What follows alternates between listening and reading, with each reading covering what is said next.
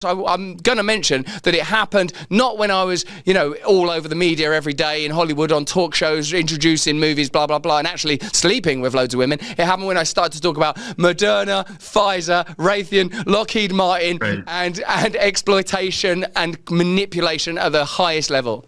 I know that for years, my promiscuity was exploitative. As a famous rich dude, sleeping around, having sex in bathrooms, sleeping with multiple people at once, using the fact that I had massive access to having sex with strangers and was doing it, that's pretty crazy and excessive. And there's no question that that is sinful, broken behavior that hurts people. And I beg for forgiveness, and I'm given forgiveness, and I beg for salvation. But what happened in this weird liminal space is that behaviour got metastasised and reformed retrospectively into criminal conduct by competing media companies working with groups like Logically and Crisp, working with legacy media companies, collaborating in an unprecedented way in order to go back to, for years and years, talk to people like, have you got a story about Russell Brand? What about that? Well, other people have bravely come forward. What if we shift that? What if we shift this a little bit? What if we tweak that? Now it goes from, instead of being a heel and a fool and greedy, and and in some aspects of the culture, a playboy, a womanizer, a gadabout, a player. It was reformed into, no, this guy's not like all those other famous womanizers that we know are out there, that sometimes have to put out injunctions, that sometimes have to pay lawyers a lot of money to keep stories quiet. No, you're in this different category here, all of a sudden, of the most appalling criminals known. All the while in my country now, there's this explosion that there are actual grooming gangs that are raping and abusing little girls and young women at an almost institutional and inconceivable level. And it appears that the media and government have repressed and ignored those stories for reasons that I find difficult to understand, but the sort of a loose way of describing it is multiculturalism. Now, in that, Michael Schellenberger, how is it that I as an individual say, hey, listen, it was wrong that I was a womanizer like that. I don't think I'm in a discrete category away from lots of other womanizers, so I hope you're going to get to their investigation sometime down the line. I've got a list of names of other people you might want to look at for womanizing, not that I'm a telltale. Great point. I think you're afraid of making mistakes that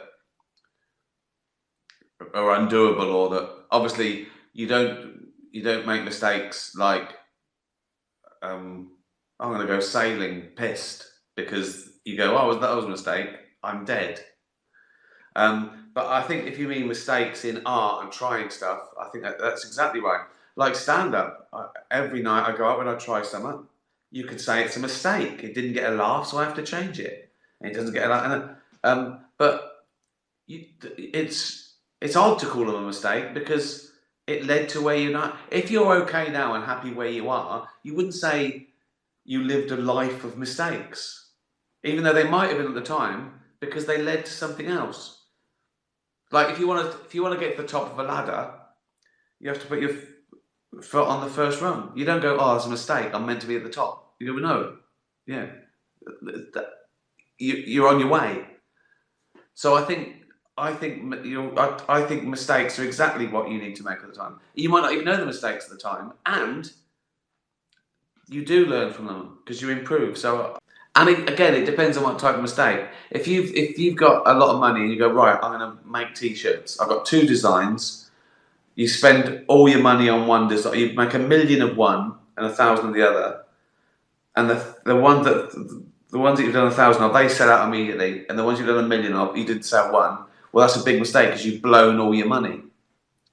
So I think it depends what you mean by the mistake. So, but yeah, to ease things out there and try stuff, I think that's exactly right. I don't know why particularly for me, like writing and doing stand-up, that's why you've got to try things out that might not work. You've got to take the silences or the groans. You're finding the funny. And it's immediate feedback. They tell you your mistake. It's evolution. Evolution, there's a very good example. All genetic mutations, they're a mistake, but they might be advantageous.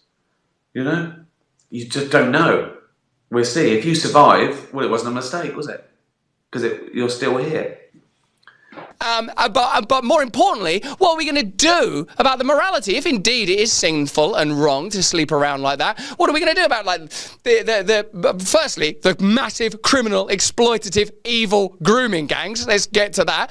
The extraordinary number of people in politics that seem to have weird connections to or various circuits, groups and rings, whether that's around Epstein or people in Hollywood and Diddy, and that's not just people in Hollywood. What do we do about that? How do I personally handle it? And what does it tell us about our shifting culture, these tectonic plates that have moved around, and the people that get caught in the cogs when a culture suddenly decides, of course, I'm going to mention that it happened not when I was, all over the media every day in Hollywood on talk shows, introducing movies, blah, blah, blah, and actually sleeping with loads of women. It happened when I started to talk about Moderna, Pfizer, Raytheon, Lockheed Martin, and exploitation and manipulation at the highest level.